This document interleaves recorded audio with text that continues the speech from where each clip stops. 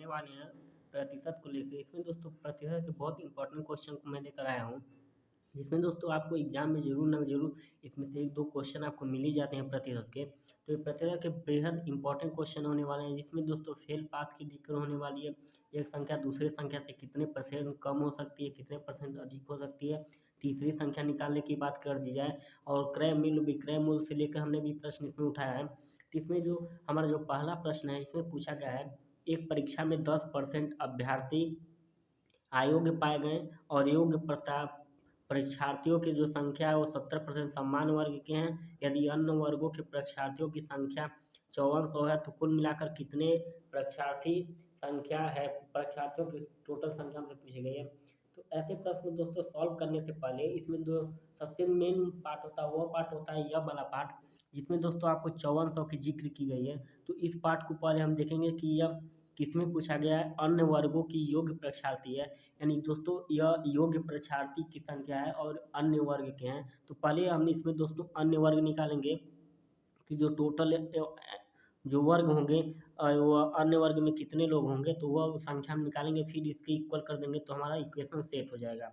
यहाँ पे दोस्तों यहाँ पे एक और चीज़ पूछी गई हमसे, टोटल परीक्षार्थियों की संख्या। तो मान लीजिए कि अगर टोटल परीक्षार्थी जो हैं x% हैं, ठीक है, x% हैं, और x% में दोस्तों इसमें जो 10% जो परीक्षार्थी हैं और अयोग्य हैं, तो दोस्तों जो 90% परीक्षार्थी होंगे, 90% वह योग्य होंगे। अयोग्य परीक्षार्थियों में भी दोस्तों 70% जो परीक्षार्थी हैं वह सामान्य वर्ग के हैं, तो 30% के दोस्तों असामान्य वर्ग के होंगे। और यह दोस्तों इक्वेशन जो बैठेगा अब हमारा, यह इक्वल हो जाएगा 5400 के, क्योंकि इसके इक्वल जो दिया है वह दिया है दोस्तों यह अन्य वर्ग के हैं। तो यह टोटल जो हमने अभी यह निकाला है यह पॉट्स, तो यह दोस्तों अन्य वर्ग की योग्य परीक्षार्थियों की संख्या है, और यह भी दोस्तों अन्य वर्ग की योग्य परीक्षार्थियों की संख्या है।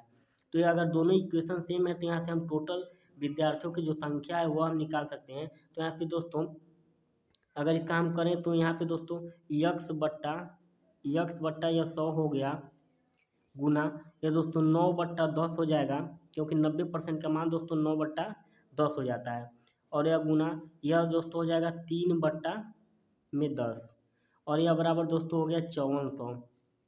यह हो गया दोस्तों 5400। अब बात करें दोस्तों तो इसमें जो होगा हमारा नीचे से 3 जीरो यहाँ से ऐड हो जाएगा, यहाँ से काटें तो 9 तेईस 27, 9 चौक 36, 9 पच 50, 9 छक 54, यहाँ पे दोस्तों यह 600 हो गया। फिर दोस्तों इसको काटे तो यह हो गया हमारा 200। अब दोस्तों 2 जीरो 2 2 जो यहाँ से 1 जीरो यहाँ से 3, एक यहाँ से 4, यानी कि दोस्तों यहाँ से हमें 4 जीरो मिले। 4 जीरो अगर इसमें ऐड करें तो कितना हो जाएगा, 4 जीरो ऐड करेंगे इसमें तो हमारा कितना हो जाएगा, उसको हम बात करें तो इसमें दोस्तों जो हमारा आंसर जो दियागा वो पूछेगा किसमें, तो यहाँ पे दोस्तों हम परीक्षार्थियों की संख्या जो यक्स है इसको प्रतिशत में ना माने, क्योंकि हमें टोटल परीक्षार्थी दी, हमें प्रतिशत में तो परीक्षार्थी दी नहीं है, तो हम इसको यक्स में, ये जो प्रतिशत में है इसको हम प्रतिशत में नहीं मानेंगे। तो इसको अगर हम प्रतिशत में ना माने, तो यहाँ पे हमारा बट्टे में भी ये नहीं आएगा, क्योंकि दोस्तों हमें संख्या निकालना है। संख्या में हम दोस्तों प्रतिशत में क्यों लें, तो इसको हम प्रतिशत में ना लेके डायरेक्ट वैसे ही सॉल्व करें। तो यहाँ से दोस्तों 2 जीरो यहाँ पे ऐड हो जाएगा, तो यक्स बराबर जो हमारा कितना हो जाएगा, यक्स बराबर हो जाएगा 1 2 3 4, यानी कि इसमें जो ऑप्शन नंबर 1 है आपका वो बिल्कुल सही हो जाएगा। तो आई होप आपको यह समझ में आया होगा। अगले प्रश्न की बात करें तो अगले अगले प्रश्न में हमें दोस्तों जो पूछा गया है वो इसी टाइप का होने वाला है, क्योंकि दोस्तों हमने एक प्रश्न के 2 सेट लेकर आए हैं जिसमें आपको अच्छे से इसको कवर कर सकें। यहाँ पे देखिए पूछा है एक परीक्षा में 5% परीक्षार्थी अयोग्य पाए गए और योग्य परीक्षार्थियों की संख्या सामान्य वर्ग के हैं।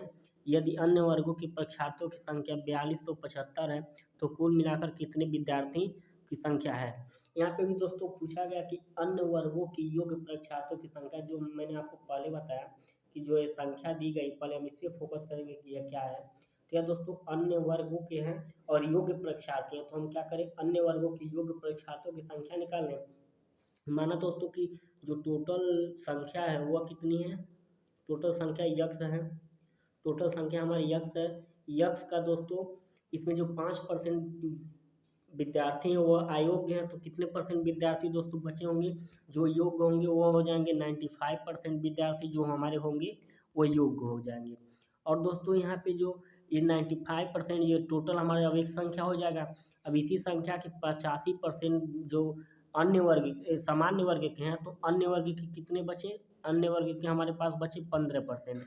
यह दोस्तों हमारे इक्वल किसके हो जाएगा? यह हमारे इक्वल हो जाएगा दोस्तों, यह 42-75 के हमारा यह इक्वल होगा। अब यहाँ से दोस्तों इसको सॉल्व करें तो यह हो गया यक्स गुना 95 को दोस्तों हम क्या लिख सकते हैं? 95 को अगर दोस्तों हम 5 से काटें तो कितना हो जाएगा? 1, यहाँ से 4 गया 9, 19 बट्टा और 100 को दोस्तों अगर हम काटें 5 से तो हो जाता है 20, 19/20। और यहाँ पे दोस्तों यह हो गया 3/20 और यह इक्वल दोस्तों हो जाएगा 42-75। अब यहाँ से दोस्तों काटें तो यहाँ से इजीली कट जाएगा, तो यहाँ से अगर 19 से काटें तो 19 दूना 38, यहाँ से दोस्तों 4 हो गया यानी कि 47 हो गया, 19 दूना 38, 19 दूना 38 और दोस्तों यहाँ से 9, 19 पचे 95, 19 पचे 95 दोस्तों यहाँ से यह हो गया। अगर इसको इससे काटे तो 3 सत्ते 21 और 3 पचे 15 यानी 75 हुआ। और 75 या 400 से गुणा कर देते 75 को। अगर दोस्तों 75 को 20 गुना 20 करें तो यहाँ पे दोस्तों 75 गुना 150 में गुणा किए तो होगा 300 और 2 जीरो हमारे एक्स्ट्रा बचे तो इन 2 जीरो को हम ऐड कर लेंगे। तो यही दोस्तों टोटल परीक्षार्थी जो होंगे, टोटल परीक्षार्थी या टोटल परीक्षार्थियों की यह संख्या हो गई। तो यहाँ पे जो हमारा आंसर था उस आंसर की बात करें तो आंसर हमारा क्या था? हमने आंसर को निकाला था, तो यहाँ पे आंसर जो हमारा करेक्ट ऑप्शन होगा वो कौन सा होगा? यानी ऑप्शन नंबर इसमें जो बी है आपका बिल्कुल सही हो जाएगा। तो आई होप दोस्तों आपको ये भी समझ में आया होगा। अगले प्रश्न की बात करें तो अगले प्रश्न में भी दोस्तों हमने टाइप बाय टाइप प्रश्न को उठाया जिससे आपको इजीली इसको कवर कर सकें। तो यहाँ पे दोस्तों जो हमारा टाइप है या टाइप थोड़ा चेंज है। इसमें पूछा है कि एक परीक्षा में 40 अंक मिलते हैं, एक विद्यार्थी को दोस्तों 40 अंक मिलते हैं और वह 40 अंकों से फेल हो जाता है, जबकि उसे पास होने के लिए 40% अंकों की आवश्यकता है। तो जो टोटल अंक होंगे वो कितने होंगे? दोस्तों इसमें थोड़ी सी अगर हम बात करें प्रश्न में, तो किसी लड़के को 40 अंक मिलते हैं और वह 40 अंकों से फेल हो जाता है। मान लीजिए दोस्तों अगर आपको 40 अंक मिले और आप 40 अंकों से फेल हो रहे हैं, तो आपको कितने अंक हो चाहिए पास होने के लिए? तो आप बोलेंगे कि हमें 40 अंक और चाहिए, यानी 80 अंक हमारे पास होता तो हम पास हो जाते। तो जस्ट वही क्रिया इसमें भी होगी कि 40 अंक इस लड़के को मिला, 40 अंक इस लड़के को मिला, लेकिन दोस्तों यह 40 अंकों से फेल हो गया। तो हम क्या किए? इसको 40 अंक और दे दिए, 40 अंक दे दिए। यहाँ पे दोस्तों बात करें अगर यह जो हमारा 40 अंक अगर इस लड़के को हम दे देते हैं तो इसके पास टोटल अंक जो हो जाते हैं वो कितने हो जाते हैं? 80। यही दोस्तों जो अंक 80 हमें प्राप्त हुआ है, यही अंक अगर उसको मिल जाते तो वह पास हो जाता, वह हमारा पास हो जाता और वह अच्छे नंबरों से पास हो जाता, क्योंकि उससे पास होना है। तो यहाँ पे हमने 40 अंक उसको मिलते हैं, 40 अंक हम उसको अपने तरफ से देते हैं तो वह 80 अंक उसे मिलते हैं और वह पास हो जाता है। लेकिन दोस्तों यहाँ पे जो पर्सनल बात की गई इसमें पूछा गया कि 40% जो अंक मिलता है उसे, वह इस पास मार्क के इक्वल हो जाएगा। यानी कि जब यह लड़का पास हुआ होगा तो इसे 80 नंबर मिले, 80 नंबर मिले, 40 नंबर तो उसे मिले थे, 40 नंबर उसे अपनी तरफ से हमने दे दिया तो यहाँ पे उसे 80 नंबर मिल गए। और यह जो 40% नंबर है वो 80 नंबर के इक्वल हो जाएगा। यानी कि यहाँ से अगर हम 100% की बात करें, 100% अगर निकालना हो, क्योंकि किसी भी परीक्षार्थी में जो अंकों का योग होगा वो 100% के इक्वल होगा।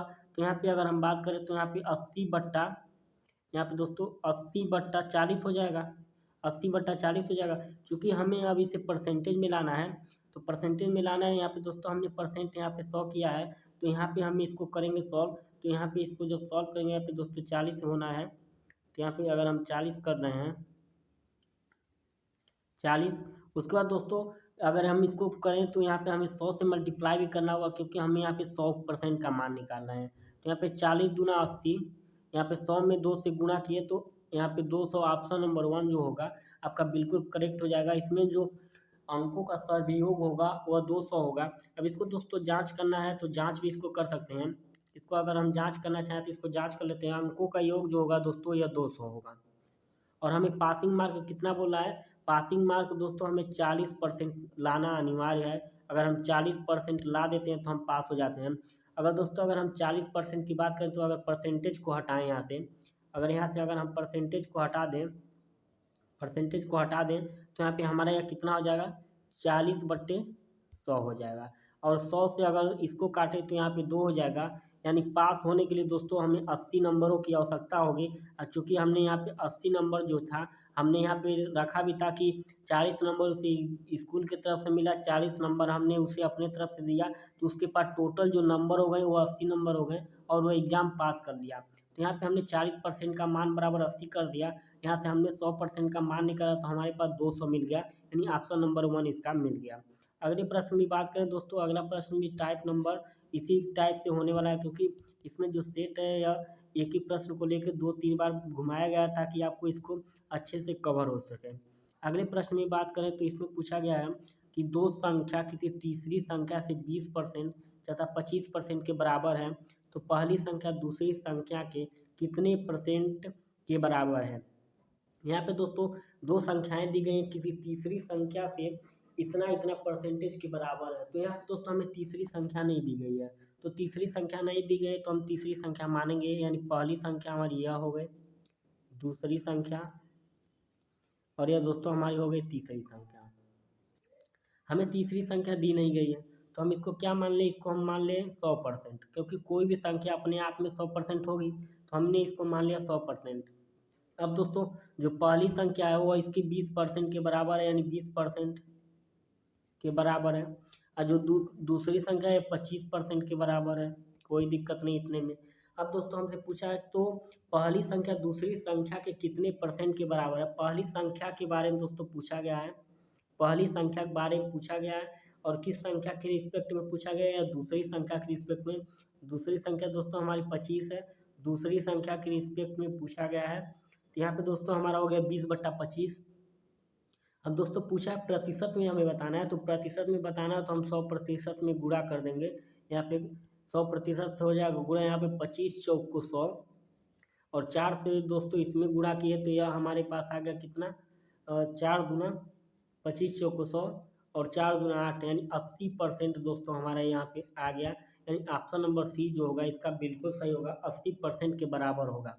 अगले प्रश्न की दोस्तों बात करें तो अगले प्रश्न में दोस्तों टाइप बाय टाइप है, तो इसमें जो प्रश्न पूछा गया है इसमें भी वही प्रश्न है, थोड़ा सा इसको मेथड को चेंज कर दिया गया है और इसमें कम बेसी के बारे में जिक्र कर लिया गया है। तो यहाँ पे पूछा गया कि दो संख्या किसी तीसरी संख्या से क्रमशः 30% तथा 37% कम है, दूसरी संख्या पहली संख्या से कितने परसेंट कम है? तो यहाँ पे दोस्तों हम इसमें भी वही काम करेंगे। तीन संख्याएं हमारे पास हैं, पहली, दूसरी और यहाँ पे हमने तीसरी संख्या अपने तरफ से ऐड कर लिया। तीसरी संख्या को हमने 100% माना, 100% मान लिया। तीसरी संख्या हमारी हो गई दोस्तों 100%, तो यहाँ पे हमने 100% इसको माना, तो यह हो गई 100%। 100%। अब दोस्तों पहली संख्या जो है ये तीसरी संख्या से 30% कम है, तो 30% कम है मतलब कितनी होगी? यह होगी 70%। और दूसरी संख्या 37% कम है, तो दोस्तों यह कितनी होगी? यह होगी 63%। अगर दो पहली संख्या तीसरी संख्या से अगर 30% कम है तो 100 में से अगर 30 को निकाल दें दोस्तों तो हमारे पास आ जाएगा 70%। वहीं पे बात करें दूसरी संख्या की, तो दूसरी संख्या जो है हमारी वह तीसरी संख्या से 37% कम है, तो 100% जो संख्या है उससे 37% कम है, तो बचा कितना? 63%। यानी दूसरी संख्या जो हो गई हमारी हो गई वह 63%। अब इसमें पूछा है कि दूसरी संख्या जो है, दूसरी संख्या पहली संख्या से कितने परसेंट कम है? तो दोस्तों यहाँ पे दूसरी संख्या जो है 63 है और पहली संख्या क्या है? 70 है और दूसरी संख्या हमारी 63 है। अगर इन दोनों के बीच का अंतर देखें दोस्तों, हमें पूछा कि दूसरी संख्या कम है पहली संख्या से, वो भी कितने परसेंट? तो देखिए वास्तव में दोस्तों इसमें कितना कम है? वास्तव में तो हमें कमी नज़र आ रही है 7 की, वास्तव में हमें कमी नज़र आई 7 की। और दोस्तों यह जो कमी नज़र आई 7 की, वो किससे कमी नज़र आई? यानी 70 से तो आई, इसमें जो बात किया गया है कि दूसरी दूसरी संख्या पहली संख्या से कितने परसेंट कम है, तो वास्तव में 7 कम है। और वह संख्या किससे कम है, तो यह कम है दोस्तों 70 से। यहाँ पे 70% और यहाँ पे यह। और दोस्तों हमें प्रतिशत में लाना है, तो प्रतिशत में लाने के लिए हम 100 से गुना करेंगे। यहाँ से अगर इसको काटे तो यह 10 बार में कट गया, 10 बार में, और इससे काटे दोस्तों तो यह कट गया 10 बार में, यानी कि ऑप्शन नंबर डी जो होगा इसका बिल्कुल सही हो जाएगा। तो आई होप दोस्तों आपको यह इजीली समझ में आ गया होगा। अगले प्रश्न में चलते हैं दोस्तों। जो अगला प्रश्न होगा, अगला प्रश्न इसमें दोस्तों यह हमारा लास्ट प्रश्न है। तो इसमें जो पूछा गया है कि राहुल की सैलरी राहुल की सैलरी 630 रुपये से बढ़ाकर 700 रुपया हो जाती है। यानी राहुल की जो सैलरी है दोस्तों पहले कितनी थी, पहले थी वो 630 रुपया। अब दोस्तों यह बढ़कर कितना हो गई, 700 रुपया हो गई है। राहुल की सैलरी में दोस्तों वृद्धि हुई है कितने रुपए की, 70 रुपये की। तो राहुल की सैलरी में कितने प्रतिशत की वृद्धि हुई है, वास्तव में तो दोस्तों हमें अंतर आ रहा है कितने का, 70 रुपये का। 70 रुपये का वृद्धि हुआ, 70 रुपये का दोस्तों वृद्धि हुआ। अब यह वृद्धि दोस्तों किस पे हुआ, यह जो 70 रुपये का वृद्धि हुआ है इस पे हुआ है 630 पे। तो इसके बट्टे में 630 हो जाएगा। अब प्रतिशत में दोस्तों लाना है तो इसको हम 100% से करेंगे गुणा, 100% से गुणा करेंगे। यहाँ पे दोस्तों 0 से 0 कट गया, या 7 से अगर कि इसको काटे तो यह 9 सत्ते 63 यानी 9 हो गया। यहाँ पे दोस्तों 100 तो है ही, तो यहाँ पे जो हमारा फाइनल आंसर हो जाएगा 100/9%, यानी 11 सही 1/9%। तो यहाँ पे दोस्तों ऑप्शन में 11 सही 1/9 नहीं दिया, लेकिन 100 सही 100/9% दिया है। तो ऑप्शन नंबर जो इसका डी होगा वह बिल्कुल सही हो जाएगा। तो आई होप दोस्तों आपको वीडियो पसंद आई होगी। अगर वीडियो पसंद आए तो चैनल को सब्सक्राइब कर लीजिएगा, वीडियो को लाइक कर लीजिएगा और अपने दोस्तों में से शेयर कर लीजिएगा। तो धन्यवाद।